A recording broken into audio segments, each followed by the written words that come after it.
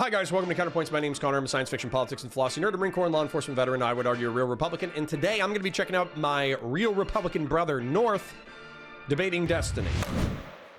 Now, I don't know if it's specifically going to be about Fed posting or if it's going to be about efficacy in the upcoming election. Apparently, the conversation kind of gets a little away from North. He was actually DMing me after the fact and saying, hey, I think I could have presented my ideas a little bit better. So I actually have no idea what's going to happen. But top right corner is North. He's a good egg. He's my friend, my online friend, but my friend. And I want to continue to be his friend. And Destiny is down here. We're going to let them argue. Let's go. Hello, I'm North. YouTube.com/NorthIsLife. Got to get that shill in. I'm a never Trump Republican. I'm willing to work with the Democratic Party because I think that the current MAGA movement is trying to destroy our Constitution and destroy our republic. And want you guys to beat the illiberalism out of the Republican Party so that we can return to some sort of normalcy. You? That is sort of my position. 4 specific things. What does it mean to erode/reinforce a liberal institution? What is a deterrence and how do you create it? Possible prescriptions for fixing the system. And then the way that you currently use your rhetoric in your community and how that's kind of radicalizing people. Okay. So I think there's 2 things that we kind of have to agree on before we 2 or 3 things we have to agree on before moving forward. The first one is that our overall goal is to return to a liberal democratic framework, like going back to where people operate in the system in a good faith manner. Can we agree on that? Correct. I agree with that. The second thing, the way you phrase that, yeah. Okay. And then the hypothetical scenario. The reason why I say the second way you phrase it is because I don't think it's enough to just return. We need to return. Returning can't be taking 5 steps back. Returning needs to be taking 5 steps back and then going down a new pathway. So not just resetting the clock, but trying to change the way that we're which I think is what you meant. Yeah, just clarifying. Yeah. And then the second thing that we have to agree on is that the hypothetical scenario that everyone is giving is a Democrat win in 28, generally involving a majority in the Senate and the House. Mm-hmm. So with these 2, and then what was it? One more thing. We agree that a use of force is needed to create a deterrence for bad actors in the future. What do you mean by use of force? As in, there is some sort of negative outcome for the people that are using illiberal actions in our government currently. Uh-huh. Yes. So these are sort of the 3 things that we agree on, and now is generally disagreed with between the Connor and the Hutch conversations. Is how is that the negative outcomes achieved through quote unquote Hunter Bidening them, or is it through using existing codified law to punish these people? Would you agree that that's sort of the disagreement happening right now? Yeah, kind of. Yeah. Sure. Okay. So let's get into what it means to erode/reinforce a liberal institution. This is what the general vibe that I've got. The reason why you're not hearing me interrupt as much is because I feel like they're still laying the groundwork. I don't know if it gets more spicy later on, but effectively all I've heard so far with Hunter Biden compared to the whatever system, right, is Connor's watching Rule 34 Warhammer. I hate you. The only people you're allowed to goon to are Sisters of Battle. So the Hunter Biden, what I think he means is that there was undue pressure from the Department of Justice in order to punish Hunter Biden as a way to attack Joe Biden. And anyways, the point is that I think he's just talking about using the full weight of the government in order to go after your enemies, in order to cause a witch hunt that doesn't result in indictments, or it's used and it does result in indictments. I think that's what he's alluding to with the Hunter Biden thing versus the normal due process of law of appointing a pseudo-neutral attorney general like Merrick Garland and then just having Merrick Garland go through the arguments, right? Gotten from your live streams. You would say that you can temporarily divert from liberalism and generally obeying the Constitution in good faith in order to save the Constitution, in order to save liberalism in the future, I guess. Sure, yes. Okay. You ever watch Code Geass before? Yeah, that's my example, motherfucker. But go ahead. I'm not gonna get stabbed though. But go ahead. Okay. In Code Geass, there's a quote in there in which they ask Lelouch, if you use evil to destroy evil, does evil remain? And they kind of point out obnoxiously. It's a paradox, because if you use evil to destroy evil, then evil will remain. Classic in the enemy end. tropes. A lot of Yeah, I'm kind of taking sort of the same logic, in which if you want to create a future system in which everyone adheres to liberalism and like operating within good faith with our government, you have to be able to punish everyone involved in liberalism, and you cannot selectively punish just the other side or the ones who started it first. Otherwise, you're creating a reinforcement mechanism of that being the most effective way to institute like change in our government. I think I disagree with what you just said. Can you restate that? Violation. You cannot selectively punishment and expect to go back to a liberal system, I guess, is what I'm saying. Okay, it needs to be universally punished, no matter if it's on your side or if it's on the other side. Okay, so I'm going to challenge this a little bit. We can speak around this and how you feel, okay? One issue that I have with a lot of these types of conversations, and to be fair, this actually comes up a lot, even in ordinary behavior, is I don't know how you would describe this in moral philosophy or whatever, but I think fundamentally the second actor is not the same as the first actor. So for instance, we would say, we understand this intuitively when it comes to like the concept of self-defense, right? If somebody takes out a gun and shoots somebody, and then he's going to go shoot somebody else, and then you go to shoot that guy, nobody would ever say, if you're trying to stop people from shooting people, you can't shoot him, because now you've just created more shooting, and you're never going to stop people from shooting people, right? Well, they would say, well, hold on. The reason why the second guy is shooting, paradoxically, is because he wants there to be less shooting. Does that make sense? What I said. You don't have to agree with my full thing, but just, are you following that so far? I'm following it just fine, and I'm happy to get into this, but nobody is saying don't shoot. And this is actually part of what pisses me off about DGG coming in. And Patriarch, by the way. Patriarch being an Euler veteran of the channel saying, so you just want to do nothing? They might have been just trying to actually piss me off. No, I don't want to do nothing. Once again, let me bring it up, just so I'm transformative in my commentary. I want Democrats and never Trump Republicans to get together, not squander political momentum leading up to the midterms, encourage aggressive voting in the midterms in order to have a sweeping majority in the House and a strong minority in the Senate, and ideally a weak majority in the Senate. Make Donald Trump a lame duck for 2 years while passing any bipartisan legislation that actually improves the lives of Americans. Enforce the Epstein files release so Donald Trump and his cronies take a huge optical hit that damages them in 2028. Attempt impeachment, maybe even incarceration if you can get a few Republican defectors in reference to Donald Trump and his cronies. And then in 2028, I want to run a white, straight male, preferably Christian man who is progressive enough to suggest needed reforms, but moderate enough to appeal to normies, and strong enough to take the fight to J.D. Vance, Marco Rubio, and call them pedophiles/mass murderers through their complicity with the Trump regime. I want them to win in 2028. I want them to nuke the filibuster and pass reforms for pardon power, pass treason and sedition exclusions to the pardon power, expand the DOJ to have a sedition and treason task force, clamp down on foreign disinformation and FARA violations like Tenet Media, clarify the process for the 14th Amendment insurrection clause and exclusion, enforce said insurrection clause and exclusion against Trump people in good faith without being extrajudicial, and then use the FCC to enforce disinformation violations and the furtherance of crimes, and then pass a legislative agenda that's actually good for the American people. There's nothing wrong with this game plan. And this isn't doing nothing. So to characterize this as, oh, you just want my enemies to be able to shoot me and for me to not shoot back. No, this is how you shoot back. This would be like somebody trying to rape you. Like, actually, I want you to follow me out on this analogy. I know Destiny loves rape analogies. So this would be like somebody is trying to rape you, and then you say you need to rape them back in order to achieve justice and make sure they don't rape in the future. And what I'm saying is you don't have to rape them. You can just shoot them with a gun. Right? I think that makes sense.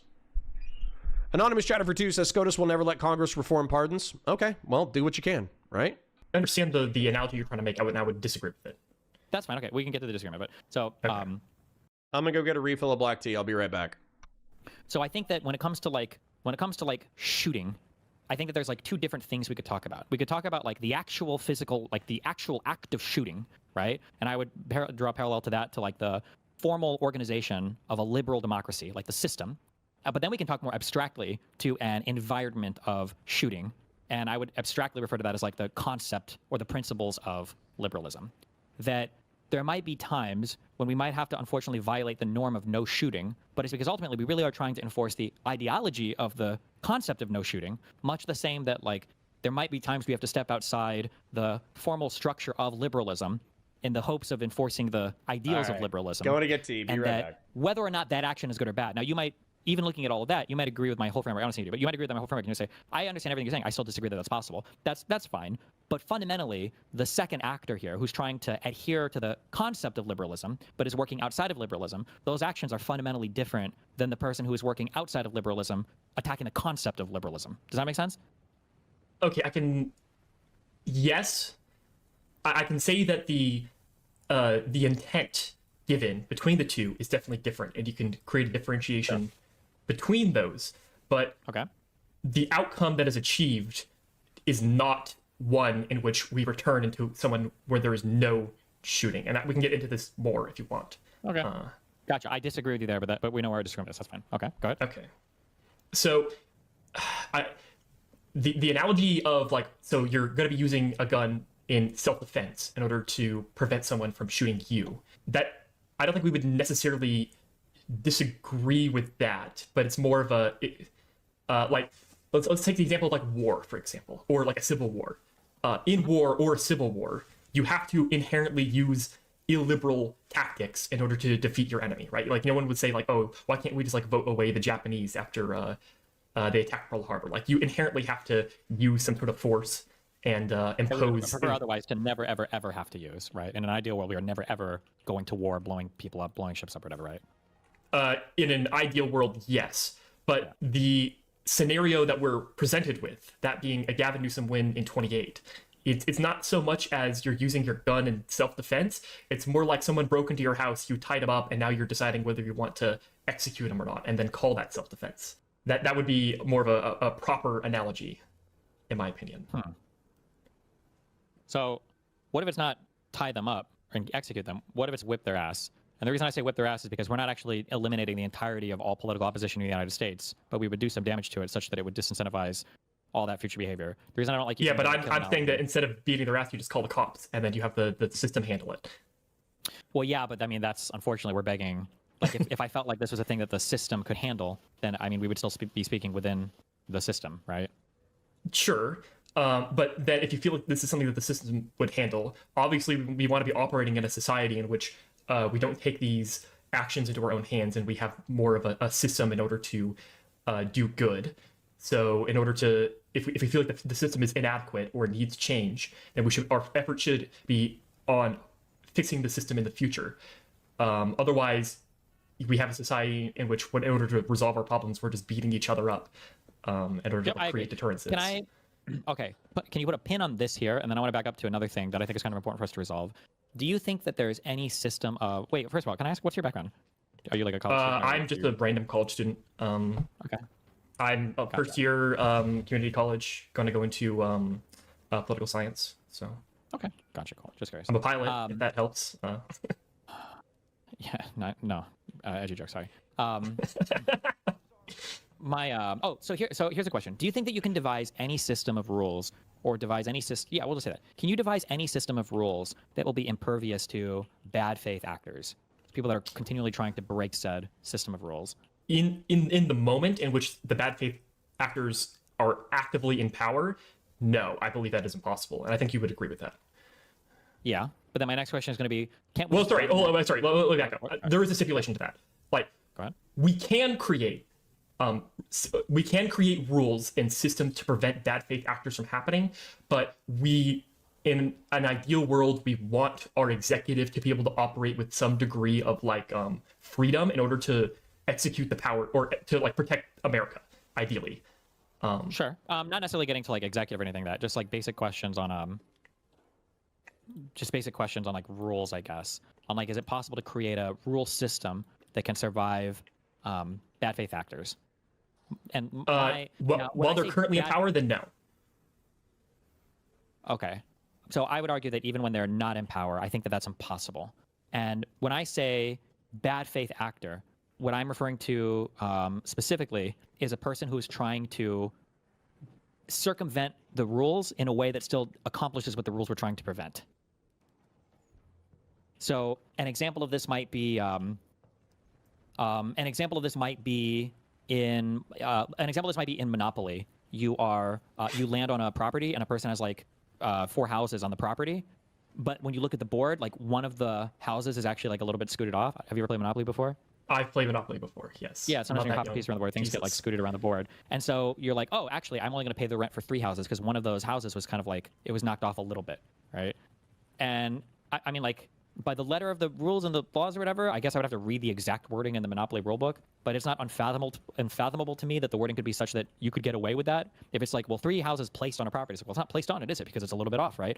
Like, I don't think that my contention is, and this actually might be fundamental and important to, this might be where our foundational disagreements are. I don't think you can create any system of rules that is impervious to people that aren't engaging in good faith with your rule set. Okay, this is bullshit, and I brought it up. I brought it up in the Destiny debate, and I think it's a fundamental misunderstanding of Roman and English common law. I truly, truly think that this is a fundamental misunderstanding of the history of common law. The history of common law arguably goes back to the Bible. Okay? There was a Code of Hammurabi, there was the Bible, there was the Roman common law, and then there was the English common law that derived from the Roman common law. So what happened with common law is that societies have legislators who create laws in order to prohibit social ills. And that is like the rule of a legislature within a governing body. And so arguably, I'm going to go Evo psychology on you real quick. Arguably, what happened was Moses, as the chief of the Jews during Exodus, is he started seeing the same problems over and over again because he was the adjudicator of tribal disputes. So somebody bangs somebody else's wife, somebody lies, somebody steals, somebody's worshiping some pagan dickhead god, somebody abandons their parents in the desert, whatever. Whenever that happens, effectively, you know, we need to create a rule in order to prohibit this behavior. So the 10 Commandments, and then basically, like, if we have a legal dispute, we can reference the 10 Commandments in order to see who is in the right and who is in the wrong. And so the 10 Commandments is one of the first attempts at codified law. Patel says, so what, bitch? You best not be talking to me and saying, so what? You best be talking to somebody else. If I start going on highlighting the history of common law and you say, so what, 30 seconds into it, you're not going to fucking make it. So the point is that Rome was incredibly similar. But because Rome had a codified legislature, what they did is they codified new things over time. So they would have marriage laws. They would have divorce laws. They would have murder laws. They would have theft laws. And through the nuances of various situations, if they found out that a law was incapable of dealing with a antisocial behavior, then they convened a legislature in order to pass a new law. So this is where Destiny's saying, oh, well, you know, if people don't want to engage in your system in good faith, then you can't, you know, basically expect them to follow the rule of law. Therefore, you might as well start from scratch. That's horseshit. The entire history of the codification of law is criminals looking to engage in immoral behavior that circumvents the legalistic prescriptions of the legislature, and then that patch getting patched. And arguably the reason why, excuse me, the reason why the English based their common law off of Roman common law is because Roman common law was already based off of centuries of experience. And the reason why the United States based their common law off of English common law is because they had centuries of experience. And we've evolved our laws over the past 250 years through our legislature. So pretending that, oh, well, you can't just patch the system as you go, that's the entire historical development of our society. It is a wildly ahistoric thing to say. But Destiny just got into history 30 seconds ago, so I'm going to try not to give him too much fucking flack about it. Sacred Snow says Connor didn't even try to pronounce Patel's full name in a racist accent. Bro's phoning it in today. Okay, let me go back. Let me find Patel real quick. Damn. Skill issue. Oh, here we go. Patel Sapanahagi. Patel Sapanahagi. There you go.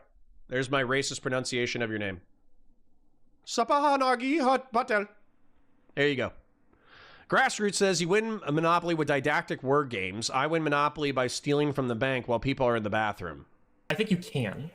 And I think this is like the fundamental disagreement. Yes. You maintain that you can use some sort of force after the fact in order to create like a deterrent to prevent bad faith actors from doing things in the future. I'm just wondering where's the disconnect?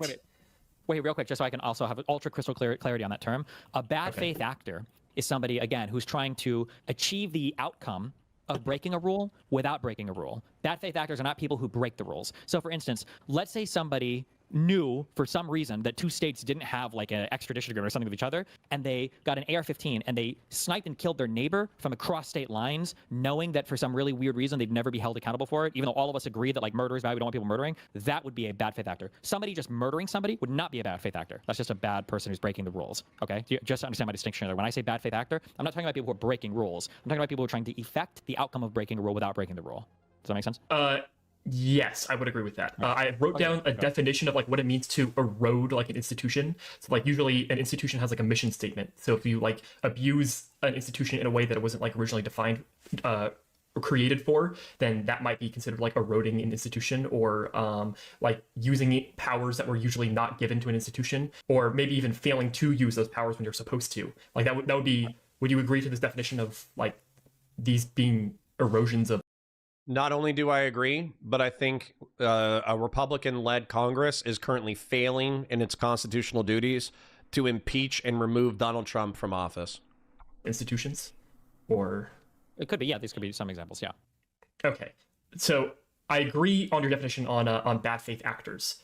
I just don't see the connection between the use of force, which we agree on, creating a deterrence, and why that use of force cannot be codified in law. Is the limitation that the law applies, like the narrowness that prevents it from being effective, or what exactly makes the fact that it's codified in law, the use of force, ineffective? Because you're trying to codify something in law where you're trying to effect some outcome, but the thing that you're trying to codify into law is being used against people who already know what the law is, who are trying to circumvent those outcomes. So in the future, they're just going to find more ways to try to circumvent whatever law you pass. That's just human nature, bro.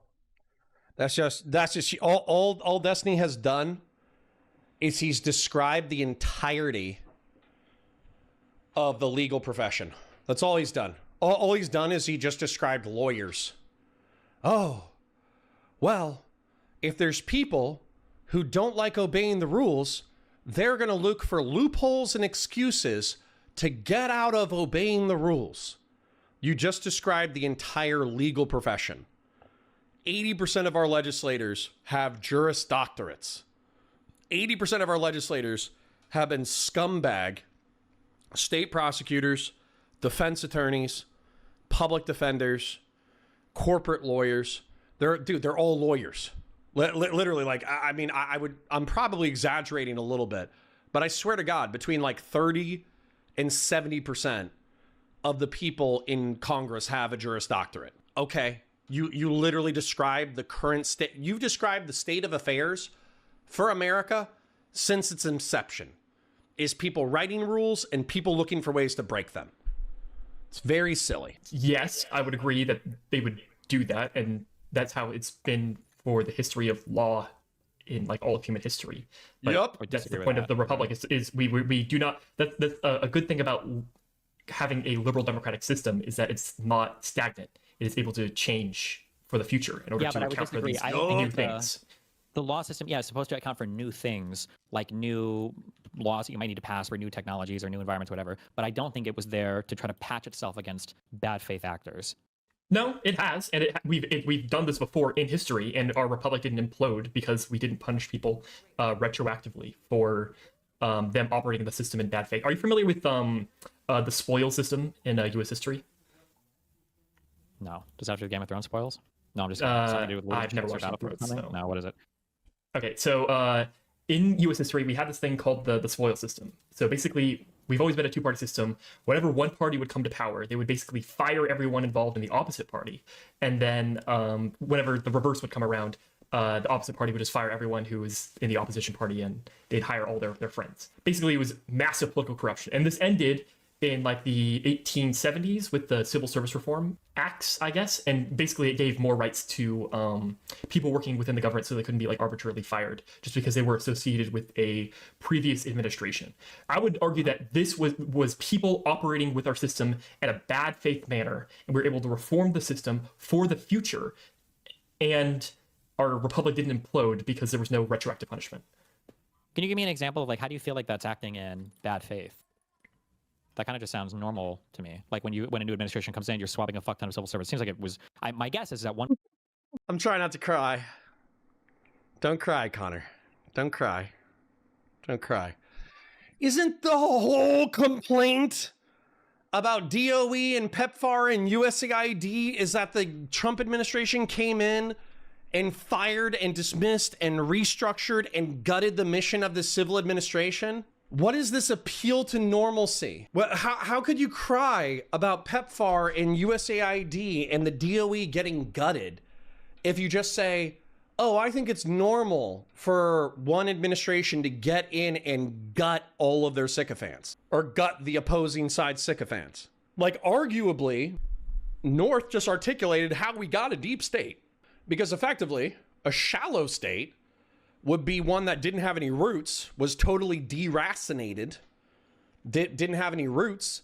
And so as a result, every 4 years, you would just like rip shit out and start from scratch.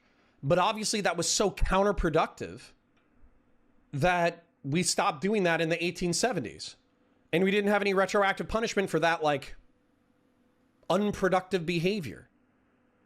And we formed the basis for the deep state. But now Destiny is saying that's completely normal, even though what we're crying about in the modern environment is Donald Trump gutting the deep state. Harstar says cry. I might. Fast and Bulbous says Cotter, that's a gay tea drinking fallacy.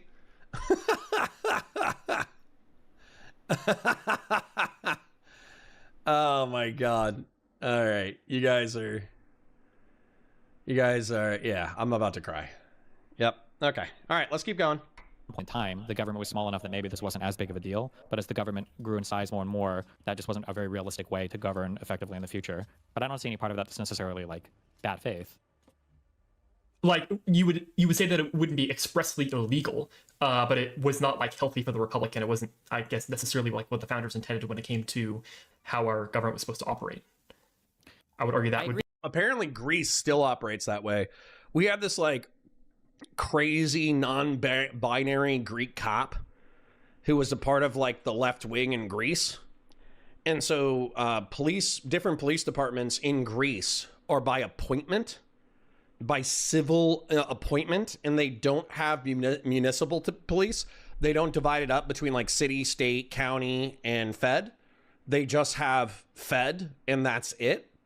And so the federal police, whenever the rival party gets appointed, they fire everyone who was a part of the previous administration.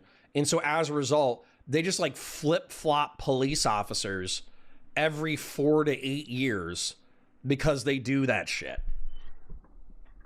Connor is stupid sometimes too. None of y'all are perfect. Hutch and IRI are the closest, lol. To what? It might not Considered necessarily bad be faith. healthy. I don't think it's healthy for the republic, but I think that's like an appropriate thing to legislate out of, because it's not like the people that were doing that were trying to functionally avoid. Remember, the earlier definition I gave for bad faith actors, somebody's trying to affect some outcome that was supposed to be avoided with some rule in place. And I feel like that was just a thing, maybe again, because the federal government was so small or had such limited roles in the very beginning of the country, that was just a rule that we didn't have, that nobody really agreed should even exist, because it was just not a thing It just wasn't an issue. And then when it became an issue and they started to pass rules to make it so that that wouldn't happen, then that no longer became an issue. But I don't see that as being similar to people that are trying in bad faith to circumvent. Like, what rule would you say those people were trying to circumvent other than just like general principles of governance that? I believe there were like earlier civil service reforms. This was a series of acts, and it ended with like this one massive legislation. Basically, they would create the civil service reform, and then people would try to like bypass it with like some new loophole, and then we would eventually keep patching until we were sufficient enough that this wasn't really a problem for the future. That's sure, how legislation works. I mean, I would say some of those people might have been performing in bad faith, I guess. I'm not necessarily opposed to like closing some loopholes. I don't think that's necessarily bad, especially if they're glaring and obvious ones. But I don't think a system can survive if you're trying to reform your way out of or patch things against people that they really know the rules and they're really just trying to break them, or not break them, but they're really trying to go against what the spirit of that rule was, in ways that are stupid. This is silly. It's silly. In the 19th century, we probably had prohibitions against colonists spreading westward. They spread westward anyways. We had slavers who clearly were violating the spirit of the Declaration of Independence and the Constitution of the United States. All they argued was that black people were like an abhuman species that weren't fully human, despite them raping them and propagating slave children. So that was a pretty clear spiritual violation. When it comes to Reconstruction, the clear attempt was to try to build a unified society out of something that had been destroyed by the Civil War, and there were plenty of Southerners who didn't want that. They wanted to lionize and make legendary the Confederacy of the United States. So while it would still be subordinate to the federal government of the United States, they would still be able to carry on their culture of white supremacy, black inferiority, segregation, and quote-unquote separate but equal laws, which clearly were not intended to truly be equal. So the whole point is that, like, yeah, we've had bad faith actors the entire time, so saying that a system can't survive bad faith actors is bullshit. It's ahistorical. That's not a great way of explaining it. Are you familiar with all like the J6 stuff? Yes, I'm familiar. Okay. Yeah, so like for the electors thing, right? Like their plan was they wanted to break the Electoral Count Act. And yes. Because their claim was, well, we think Pence might have a constitutional thing here that he can, enact on because the vice president has the authority, blah, blah, blah. But also they knew, and I think Eastman said to Rosen, that if that was before the Supreme Court, initially said they'd probably lose 2-7, and then maybe they'd probably lose 0-9. But also it wouldn't matter because Trump would already be president. Like these are bad faith actors that aren't just like breaking norms or whatever. They're like, sure. And for violating a currently sitting statute, they should have been incarcerated. Be right back. Need to use the restroom. Intentionally. Well, I guess here it's bad because I'm saying they're breaking a law actually. But I mean, there's thinking. Yeah, it's literally breaking a law that I think you could create enforcement mechanisms. So I think I have prescriptions that I want to get into in the future. I don't know if you want to get it into now, but I think one of the things is the fact that. Well, I was gonna say we can get into them, but like this is pretty foundational because like I'm probably gonna agree with most of the things that you're gonna suggest, or maybe not. We'll see when we get there. I just don't think that they would be effective in deterring future people that are like intentionally trying to circumvent whatever the rules and laws are. But yeah, go ahead. Well, there's circumventing like the rules and laws, and there's acting in like a criminal manner. We can differentiate the two, right? Yeah. But I find the criminal stuff is fine. Fucking act like a criminal because if you break a law and you're doing a crime, you're gonna get fucked. We have a good system for dealing with people that are being criminals. Well, I would argue that that's one of the reasons why the Trump administration is able to act so corruptly is because it's not sufficient enough and it needs a reform. So basically, like the presidential immunity when it came to official actions, that Supreme Court ruling, that needs to be narrowed way the fuck down. I think in order to create like a more healthy system, and then probably either eliminating or reforming like presidential pardons, where like Congress is like able to get rid of specific or maybe all presidential pardons with like a simple majority vote. I think that would make our system a lot more healthy as well. I agree with both of those. For pardoning, I thought that I feel like it'd be interesting if the president just submits a list at the end of the year. These are the people that want pardoned, and then maybe the Senate or Congress, has to just sign off on it or something. Like I feel like no, I think pardons are good for like I think they can be good for doing it beforehand and just being able to undo them after the fact. I don't think there's a lot of people that have been discussing and saying that's retroactive punishment by undoing a pardon after it's already been given. I wouldn't think so. Then again, now that I'm thinking Why do you about think it, being able to wait? You're saying you should be able to undo pardons. undo pardons, yes. Why is that? That way the president can still have the ability to just like pardon people if they see fit, and you don't need to create like a partisan fucked Congress issue. If you want to, if there is someone that legitimately like probably should be pardoned for whatever reason, the president can just operate like that. But if they ever operate corruptly, then the Congress can give them a check.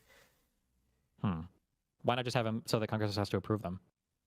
I mean, you could have it that way as well. That's my personal opinion. Both of them achieve the same thing. Okay, That being sure. that pardon power is kept in check. That's more of like a very minor thing. Sure. Some sort of congressional check on pardon power, I think, would be good. I think it's good. Yes. Okay. What else? What were we talking about before we got to prescriptions? Lose my train of thought. Just kidding. No. It was bad faith actors. Can you make rule systems against bad faith actors? And then I told you to put a pin in it because we were discussing. Were you about to go into reforms you wanted to make? Well, yes. Well, I have a whole list of reforms, but another thing is what is a deterrence and like how do you create one as well? Like I kind of want to get into the nitty gritty of that. So for deterrence, for future deterrence, is this for future deterrence? Future deterrence, basically. So I think we can argue that if you have a bad faith executive specifically with like a Congress that are unwilling to check them, there isn't necessarily much you can do to punish them while they're in office. Any like negative action you're going to have for them is going to have to be in the future after they're out of office. So that's why we call it a deterrence, is future fear of punishment or a negative outcome. Yeah. Dark Hoagie says, so after 11 years of this, do we just Pokemon go to the polls, which will now be surrounded by federal agents? Yes. Yes. You go to the polls. You get a majority in the House. You get a minority in the Senate, but like a 49-51 minority. You appeal to Republican defectors like Massey and Lauren Boebert. You try to find a few other Republican defectors who are willing to come with you. You'll win in 2028. You nuke the filibuster, and then you start passing legislation that's going to repair the republic. Correct. And I think everything else is Fed posting, LARPing bullshit. Okay? I'm going to pull it up. So I'm just going to pull this up because this is all I'm seeing, but I'm seeing a Walmart tweet. This is all I'm seeing from you guys, and it really annoys the shit out of me because I thought you were better than that. Okay? And if the shoe doesn't fit, don't wear it. But people on Twitter be like, you believe in voting? That pales in effectiveness to my strategy. Firebombing a Walmart, and then they don't firebomb a Walmart. This is DGG to me right now. For like, how would we hold these last people accountable?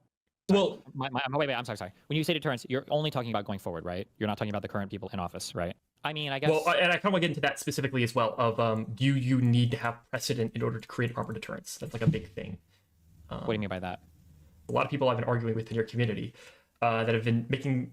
They basically say you cannot create any proper deterrence unless you have some sort of punishment created, like in the present, even if it's not like codified in law. That they just need to be punished first, and then you can create the reforms, and that's how you create the deterrence. There's like two things going on here, I think. If you're talking in general, you can deter things in a lot of different ways, but with specificity to this current moment, and then, hold on, I'm trying to think of how to phrase this.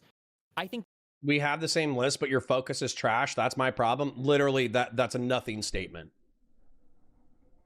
That's a nothing statement. Your focus is trash. What are you focused on that I'm not? Deterrence exists for good faith actors is who deterrence exists for. But I'm using good faith. I'm using a very weird definition. I don't know if it's fair. Like, generally speaking, I don't know how, or we could tease it out. Like, I view criminals to be different than, I view criminals differently than I view bad faith actors. So like, I would say deterrence works against criminals. So people that are just out there breaking laws, robbing, murdering, whatever. Those people can be deterred with laws and stuff because when they get caught, that's part of, that's part of the game, that's part of what happens. But for bad faith actors, I don't think you can deter them with reform. They have to feel like there's something outside of that that can get them. Otherwise, I feel like those people are. Starkogi says, okay, tell me more about how liberals are radical in the problem and should just temper their language and vote. Notice how you didn't answer my question. I said that we should focus on as an anti-Trump coalition. Do I need to read it again? Starkogi's making me blame Starkogi. If everybody in chat is like, no, Connor, don't read it again. I already heard it. Why are we reading this again? No, blame Starkogi. Okay, blame Starkogi. Don't blame me. This is my game plan. Don't squander political momentum leading up to the midterms. Encourage aggressive voting in midterms in order to have a sweeping majority in the House, a strong minority in the Senate, and ideally a weak majority in the Senate. Make Donald Trump a lame duck for 2 years while passing any bipartisan legislation that actually improves the lives of Americans. Enforce the Epstein files release so Donald Trump and his cronies take a huge optical hit leading into the 2028 election. Attempt impeachment, maybe even incarceration if you can get a few Republican defectors. In 2028, run a white, straight, preferably Christian man who is progressive enough to suggest needed reforms, but moderate enough to appeal to normies, and strong enough to take the fight to JD Vance / Marco Rubio and call them pedophiles / mass murderers through their complicity with the Trump regime. Win the 2028 election. Pass reforms for pardon power. Pass treason and sedition exclusions to pardon power, if possible. Expand DOJ for sedition and treason task force. Clamp down on foreign disinformation FARA violations. Clarify the process for the 14th Amendment insurrection process and then do it. Enforce voter fraud statutes. Use FCC to enforce disinformation violations in the furtherance of crimes, and then pass a legislative agenda that's actually good for the American people. So this is my focus. This is what Hutch wants. This is what arguably Lonerbox wants. This is what I want. What do you want that is different from what I want? And what are you focused on that I am not focused on? And if you cannot articulate it clearly, then I think you don't know what the fuck you want. You just know that I'm criticizing people that you like. You don't acknowledge half the shit I say. I preload some MS Paint statements to attack an argument no one's arguing for. What I say, it's bad faith and I'm a pedo. Or you could just answer the question literally right now. You could say, I think you're focused too much on electoralism and we should focus on the cultural zeitgeist. Then I'll call you a bad faith pedo. But you could at least articulate what you want to focus on. Deterrable. So I say that because you said you're arguing with people who are saying, well, you can't deter anybody without doing anything retroactively. But I think more so what's happening is you're trying to set up deterrence for people that are trying to circumvent the rules. However, you just can't do that. But that goes back to, that's why I said we kind of had to go to that other conversation about, like, do we have a fundamental... Oh, my thoughts are too complex to fit into a sentence. Oh!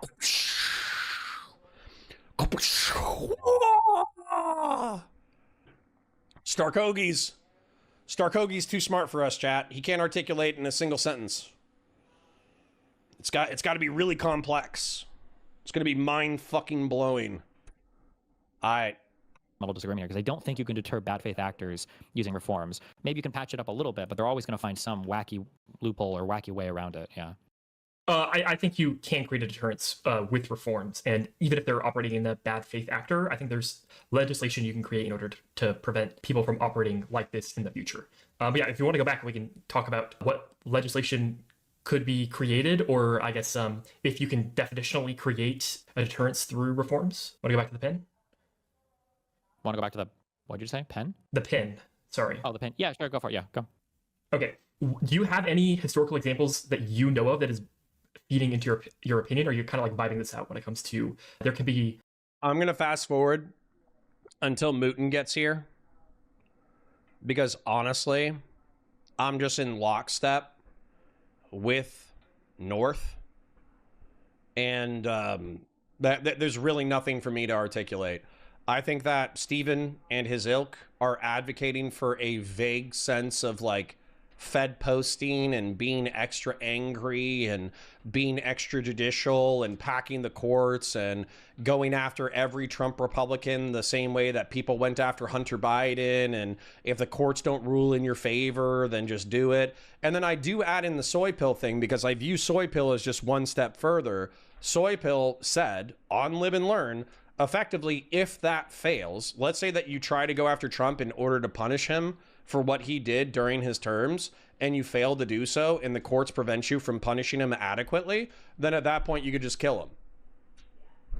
That's what he said. Like, how else am I supposed to take that? That's just Fed posting. That's just stating that we should do violent crimes against our enemies if we are not able to rectify the results that we want through the process. That's all that is. So basically, once again, people are coming in, they're like, no, you misunderstand them. They're joking. It's meta-ironic. It's post-humor. Dude, if I'm seeing this, half of my chat is seeing this. Destiny's own moderator of his Reddit and of his Discord are seeing this.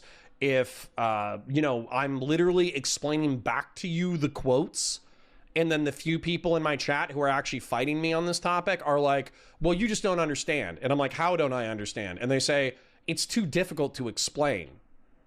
I think I understand it just fine. I think you're just coping. McDevin for the 10 says, jumping on the improper noun bandwagon to piss off Connor. Streamer, what can they do to stop the things done by others? Be specific with your answer or I will get pissy about your poor response. True. I mean, that's what I'm saying. So streamer, what can they do to stop the thing? I would just literally repeat the agenda that I've already repeated 2 or 3 times throughout this stream. So anyways, apparently what happened or what does happen, and Taze was super pissed off about this last night. Travis Taze, I trust as much as I trust North. I arguably trust Taze a little bit more because we have longer history together. But Travis Taze came in furious last night because apparently after North has like an extended good faith conversation with Destiny about the limits of the Fed posting and legalistic process and patching up holes and, being able to use violence through the state in a justified way versus illegal shit. Apparently like Mouton jumps in and calls North an F slur and Taze was furious. So we're going to take a look at that. I'm not aware. I understand that you're saying that. I'm just saying it's such a deeply, unbelievably crazy environment that I have to sit here and navigate through. Like, what is the responsible way for rhetoric for my audience when I have the president tweeting about how he can break no laws and that he has the popular mandate to do anything? And sounds like he's defending Fed posting by appealing to President Trump Fed posting. I'm going to rewind 5 minutes. Radicalizing your community. So Connor and Hutch have both tried to get you to give prescriptions for how to make everything better, and it feels like you're intentionally, maybe not intentionally, it feels like you're kind of dodging in a way. Like you said that it's arbitrary when it comes to the usage of illiberal tactics. I believe that's a quote that you used. Are you familiar with when politicians don't commit to a specific policy or specific rhetoric? I'm an American and I love democracy. That doesn't really mean anything when they're running. They're trying to appeal to a broad amount of people, and anyone can interpret what is being said through that rhetoric. Sure. I think that's kind of what is happening whenever you are giving prescriptions to your community about illiberal tactics. Sure. When I say, I don't know how many more times I can say this, but when I say that I don't care particularly about the thing, it's because the thing is arbitrary, because if you decide to do the thing, we can figure out what the thing is. An example of the thing would be that email that I read you earlier about submitting every single neighborhood in Washington, D.C. into the United States Congress as its own state, and then passing amendments and Supreme Court backing from there, because now we have, 200 states in the Senate and 180 of them or whatever are fucking Democrat, right? That's okay, yes. I'm saying if I were to sit through and pour through the Constitution or go through a bunch of Harvard Law articles, I'm sure I could find 50 different goofy, funny things like that and just do that. But that's what I'm saying, it's arbitrary, whatever. If you decided you want to do the thing, you can find an infinite number of goofy things to do. That's what I'm saying. Okay. The reason why the goofy things piss me off, so for instance, the goofy things that Destiny or that email suggested, which I found obnoxious, was, have the FBI seize Twitter and then prosecute Elon Musk for ITAR and FARA violations. I am all about subpoenaing Elon Musk's private records and communications in order to pursue ITAR, which is the International Training and Arms Regulation, I think. And then also ITAR and FARA, Foreign Agent Registration Act. I'm all about enforcing FARA and ITAR. Love that. Let's take a look at the way that Elon Musk has operated Starlink in reference to the Russian-Ukrainian conflict. And then let's look at his private communications. And then let's see if there was any coordination between the Russians and Elon Musk in order to fuck over Ukraine. And if we find it, let's prosecute Elon Musk to the furthest extent of the law. I would love that. I think that's great. Do you know what I don't think is great? Is using emergency war powers in order to nationalize and shutter a social media website. And Destiny saying that this is equivalent to Elon Musk buying Twitter or that Israeli guy buying TikTok. a private citizen who has their own political agendas biasing a social media website towards their idealed politics. Saying that those are the same thing is so mind-numbingly fucking stupid. It actually blew my tits that he even tried to say that shit. Then the second one was like nationalizing SpaceX, and then like shuttering, like scavenging it for parts, shuttering it, and turning over everything to NASA. The only times that I'm aware of industries being seized by the federal government is during a time of war.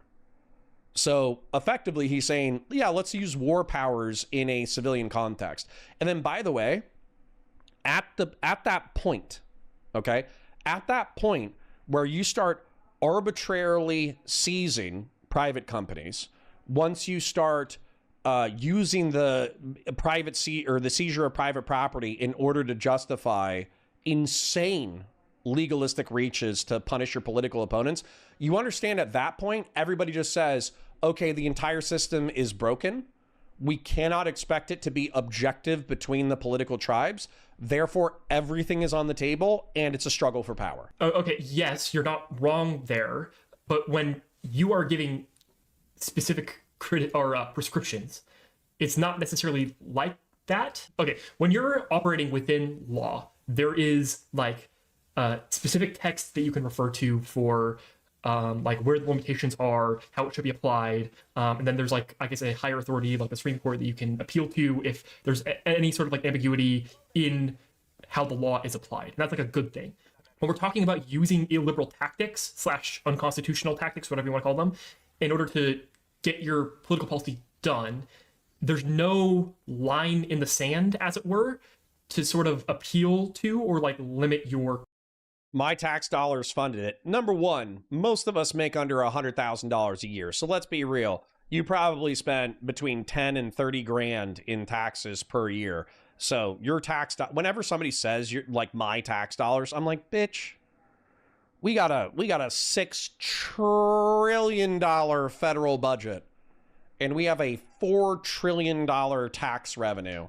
How much is your 30 grand? That's a maximalist perspective as well. Let me pull up a calculator real quick where you're like, my taxes. And it's like your taxes bought a tenth of an MQ-9 Reaper drone. Let's relax with how much taxes you paid. And by the way, that's not to say that taxes aren't burdensome. I do think that saying like, well, my tax dollars paid for it, so I can do whatever I want with it. I think that's a very silly libertarian line of argumentation. So let's do $30,000 in taxes, and that's on the high end. And then let's divide that up into $4 trillion. So 1,000, million, billion, trillion. So you are 0.00000075 of the taxes. Connor, when you were a cop, did anybody use that line on you? Always. Well, I pay your taxes, so I don't know why you're giving me a hard time. And it's like, because you were doing 100 miles an hour in a school zone. That's why. Okay. But subsidization, like, if that gives us the right to nationalize, then let's nationalize agriculture. We subsidize that industry by like 30 to $50 billion a year every single year. Why don't we nationalize agriculture in the name of national security? Why don't we nationalize... we spend billions of dollars in subsidies on law enforcement every single year. Let's federalize and nationalize all of law enforcement. Let's federalize and nationalize the entire oil and gas industry is done through tax deduction and subsidy. So let's nationalize oil and gas. You know, why don't we nationalize education? Education has huge tens of billions of dollars of subsidization from the federal government. Let's nationalize education. Why don't we just concentrate as much power as possible into a single location and then just expect exclusively moral people to wield power once we've concentrated power into a single location? That sounds brilliant. Connor, our taxes combined, dumb take, all of our taxes and none of Elon's? Okay. Okay.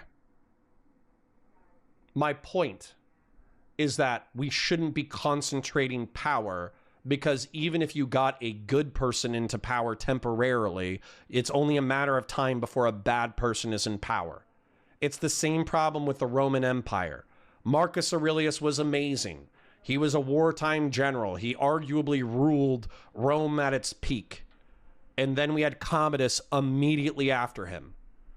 Once you have extreme concentrated power, then it can be wielded for great effect by good people, and it can be wielded for terrible effects by bad people. And the truth is, just on a statistical basis, even the good people are incredibly flawed, and there are a ton of bad people in the world. The reason why we defuse power in a republic is so it checks itself. So you guys saying, oh, well, in reference to the right-wing consolidating power, we need to consolidate left-wing power, and then we need to wield it for good. All you're doing is you're just making power more concentrated, so the next time that it's picked up by the other side, it destroys you. The fact that, like, we don't understand the value of republicanism is insane to me. It's like civics 101. You probably heard about this in your middle school history class, but you were too busy, you know, smoking pot and getting to second base to pay attention. Fast and Bulbous with the 5 says, stochastic terrorism reminds me of the clitoris. It seems real. It seems important, but I'm not falling for that. I've broken free of the lies. All right. Base super chat. Community.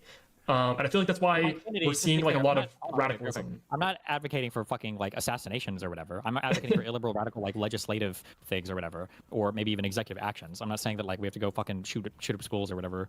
Like I'm not saying that you're advocating for that specifically either, but do you remember that conversation you had with your Reddit mod? Yes, Hobbit.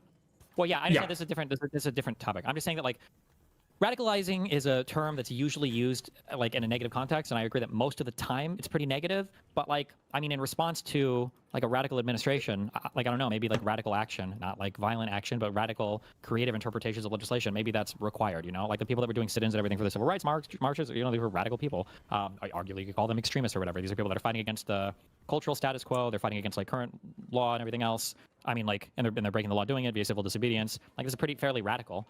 I think to some extent, like, I do want to foster some kind of radical thought in my audience, because people need to understand that what's happening right now is not normal. If anything, I would say that a huge failing of the first 4 years of our media in the Trump environment, and some people caught this early on. Dude, Mouton, Taze is saying, I just want to get to Mouton stuff. Oh, it's 12:30. I could fast forward 2 minutes. I'm just going to assume that North makes all the argumentation that I make, which is effectively like, hey, even your own community managers are coming to you and telling you that it's getting a little wild in your community. So let me fast forward to literally 60 seconds, maybe 30 seconds. Yeah, Mouton jumps on here. So let's just hear Mouton spurg out on North, and let's defend North's honor. That's just a crazy, crazy, crazy, crazy world. And I don't see any moral or virtue in pretending otherwise, that there's some like arbitrary rule book. And I say arbitrary because the other side, to them, they treat it as guidelines, if that. Yeah, it's just a deeply unsatisfying. It's just that environment run into the future, like, is the destruction, in my mind, is the destruction of this country, more so than any reciprocity or tit for tat or anything that I would be advocating for. I think that easily puts us on a worse path for the other side to act like they can operate with such impunity. When we're talking about moral or virtue in terms of like the usage of rhetoric, I guess, do you think that it's creating a positive or negative outcome by adopting this? Like, I understand you would say it makes your community feel good, but if your goal is to expand the democratic base, I guess, do you think that is helping or hurting? I thought about this a lot on my own. I think honestly, I think on my own, it probably hurts a little bit. It would need to be something I would be more, there would need to be more people on board with it. But I mean, like, I think if more people were on board with it, I think it would help. And the example that I would point to there is Donald Trump. He got to do a whole ass insurrection and then won the next election. Did they do that by being nicer to the other side, or by saying that they would play within the rules more? Or did he do that by promising to break all the rules, do whatever he could as president, be a 3-term president? How many times did he say he would be a dictator on day one? And then he won not only the election, he won the popular vote, right? So why are we acting like my rhetoric is so... Well, when we're talking about winning the election, and that's like changing the voter base. That's an entirely different conversation. What? No, he won. I'm saying he won the election and the popular vote in 2024, right? By engaging in whatever rhetoric you think I engage in, it was that times 10. Well, yes, but you're appealing to two different people, right? It can't be that we're that fundamentally different. If so, then the democracy is already over. Then the project is done. If it's, But we have one side you think that in the and appealing of rhetoric and use it like saying that you want to be a dictator on day one, you don't think that there's any difference, or there should be any difference between the two parties? between the voters, I don't think it should be that Republicans are all bloodthirsty animals that are hungry for violence, and the Democrats are like, well, guys, we got to chill out. I don't think that system, if the differences are that exaggerated, I don't think that's sustainable. But also, I don't. Well, I'm not necessarily saying that. It's more a matter of do you think just people won't vote for Democrats if you're using that rhetoric? I guess like. Snizzler says Destiny is eviscerating North worse than he eviscerated Connor. Honestly, I think the people who make those comments are actually the dumbest motherfuckers in Twitch and YouTube politics. Can you articulate how, Snizzler? I'm going to be racist to Mind Palace people versus NPCs real quick. So non-playable characters are not listening to the words being said. They're just reacting to the way that I don't even think I could find it. They're just reacting to the emotions of what's being said. They're not even listening to the words or understanding what the words are being articulated.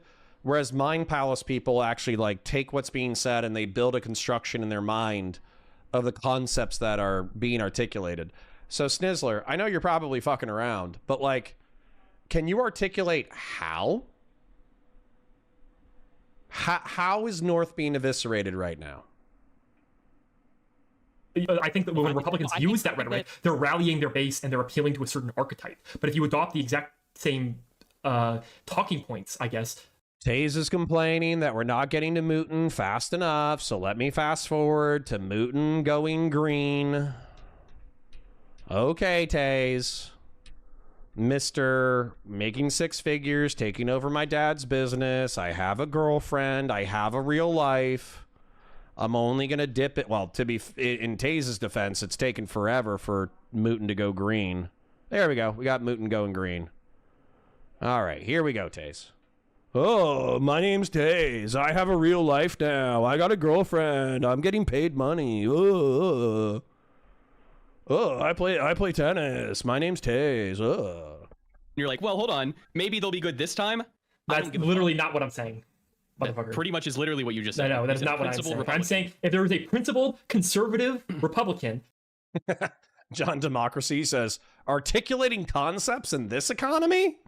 That one needs to win in order to signal to the Republican Party that that should be like a future candidate, type of candidate that we should run. But if there is a like fascist populist that is running as a Republican, that person should be crushed by the Democratic Party because I don't want to see that person winning. The goal is to create incentive structures. Whoever goes up there, you're going to think that they're a principled Republican who's on your side. No. I mean, we'll see. In 2 years from now, you're going to be voting Republican, and I'm going to be here laughing. No. It's triple as. What about in the midterms? Are you going to go vote Dem in the midterms? In the midterms, I'm going to be voting for Thomas Matson, my local representative. Okay, what about everybody else? Are you going to vote Dem down the line? It depends on the candidate. I'll have to look at the individual candidate, motherfucker. I'm not going to vote purely on party lines. Voting purely on party lines is what led to the Republican Party to be in this bullshit in which we were willing to engage with candidates that were against conservative principles. At this point, you literally should be voting on party lines in the midterms for a Democrat because what's happening in the current office is insane. No, I will. Mr. Mouton said he liked me, but we would have beef along the exact same lines because I would say no. If there's a 90% chance that a Republican is going to win a seat and there's an option between a never Trump Republican and a MAGA Republican, I'm voting never Trump. If it's a toss-up between a Democrat and a MAGA Republican, I'm probably voting Democrat. But I also need to see how bad. Are they like a Gavin Newsom Democrat or are they a Rashida Tlaib Democrat? Right? Because if it's a Rashida Tlaib Democrat, I might abstain. So coming in and moral frogging and being like, you need to vote for Hassan Piker or else you're evil. I think that's super duper silly. I'll be voting for Thomas Massie and I will also be voting for Rand Paul. Well, Godspeed. You're not an ally. Yeah. That's good to know. Okay, well, have fun with that. Cool. Anything else? Look, if Marco Rubio or JD Vance run in 28, I think both of them probably should be crushed by Democrats. So. What about JD Vance? I said JD Vance. Oh, sorry. I thought you said Rand Paul. No, Rand Paul is who I said I would vote for in the midterms. If he's... Yes. Okay. I think I'm just gonna head out then if there's nothing else to contribute. So Have a good one. yep, have a good day. Enemy, apparently. Was that it, Destiny? Or was that it, Taze? Or a principled Republican who's on your side. Even in here. Yeah, I get fucking triggered when people come in here who are Republicans who are like, "Oh, Steven, your rhetoric to your community, it's you're being dangerous." Yeah, I don't give a fuck. Okay, Trump is literally out there saying to protesters, Jesus. "I want to punch that guy in the face." He's saying the Second Amendment people, okay, they need to do something about it. In 2021, he's saying if you guys don't fight like hell, we're gonna lose everything. He literally started a fucking riot in the Capitol. Yeah, I just don't care. I just don't give a fuck. I don't know why you guys are all fucking crying about it. I hope you vote Dem. If you don't, then you should probably vote. Do you understand why I'm willing to like work with the Democratic Party? Or Okay. This seems like the beginning. And if Mouton's keeping this energy, by the way, Mouton should keep this energy for the earlier guy that we watched, right? Why should we cry? Why should we care about what some random schizo in the audience is saying? Why should we care what DGG Reddit and DGG Discord is saying? Trump is way worse, right? So if a guy is pantomiming, shooting somebody in the neck, talking about how to do it optically, talking about slicing somebody's throat with a box cutter, then why should we care? Trump's worse. This is once again where I think you guys are doing like a Rorschach test, where because he's on your team, you want to pretend he's not saying what he's saying, but he is saying what he's saying. He's saying, I don't care. He's saying that's acceptable. He's saying Trump's rhetoric is so bad, why should I care? Okay. I think that's bad. I think it's bad for the country. I think it's bad for you. I think it's bad for the sweepers. I think it's bad for your optics. I think it burns away political momentum and sympathy you currently have. I think it's tactically, morally, strategically stupid. And I'm not going to sit here and just have DGG like seal clap and be like, no, pantomiming slicing your enemy's heads off at a public discussion is totally funny and based. And then have Destiny's best friends saying, yeah, I don't care. That's awesome. what? Just about. Say again? You know why that I'm willing personally to like work with the Democratic Party as a Never Trumper? No.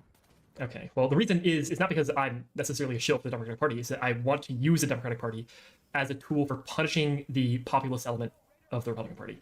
And, Are you gonna vote Democrat? Yes, assuming. Well, depends. Assuming what? Actually. Why does it depend? So if there is a principled conservative Republican candidate that runs in 28 for whatever reason and wins the primary, that Republican needs to win, in my opinion, because it needs to give a reinforcement that engaging I don't know why you're even on populism stream. I don't and care. You are literally an enemy of the United States right now. If I'm not kidding, if you look at what Trump just did and what the fucking Republican Party just did, and you're like, well, hold on, maybe they'll be good this time. that's literally not what I'm saying. That Motherfucker. pretty much is literally what you just said. No, that is not what I'm saying. I'm saying if there is a principled conservative Republican, that one needs to win in order to signal to the Republican Party that that should be like a future candidate, type of candidate that we should run. But if there is a like fascist populist that is running as a Republican, that person should be crushed by the Democratic Party because I don't want to see that person winning.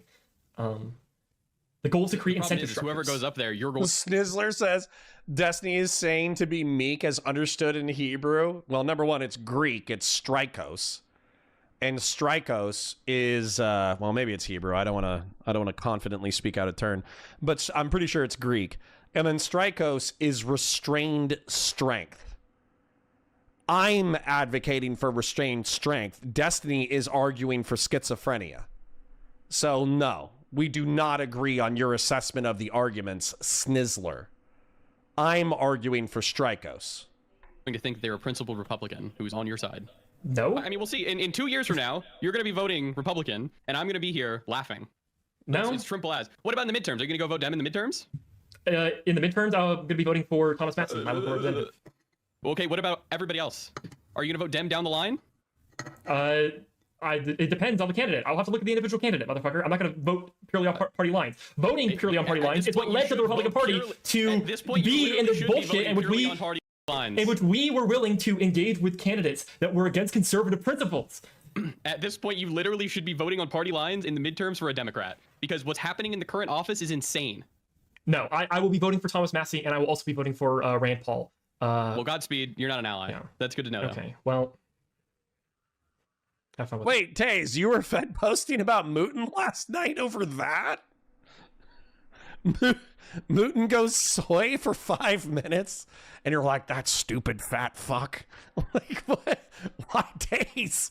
Why was that enough? Why was that enough for you to freak out? Anything else? Look, if Mark.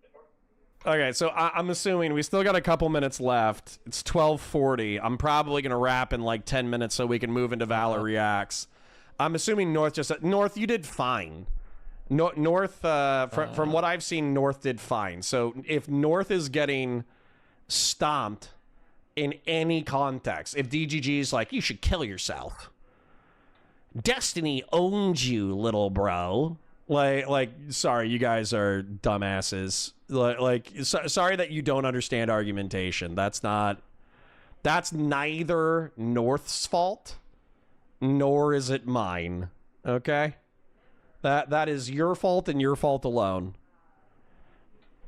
If I've gone over the same game plan 7 times, I've said why Fed posting is bad 7 times, and you're still like, I want to Fed post, okay. Have fun. You're not doing anything productive. You're making the world a worse place. When somebody gets murdered, I'm gonna say, hey, I fucking told you so. And you're like, wow, when Konstantin Kissin got like a box cutter to the carotid, that was kind of fucked up. Hey, don't you remember all of DGG sweeping for that schizo who was saying Konstantin Kissin should get nicked in the artery? Wasn't that y'all? Weren't you guys Fed posting about murdering your political opposition for the past 6 months? Wow, it's crazy that shit posting about murdering people for 6 months resulted in a real world murder. That's mind-blowing. I can't believe these things have correlated together through chronology. That's fucking mind-blowing. That's fucking mind-blowing.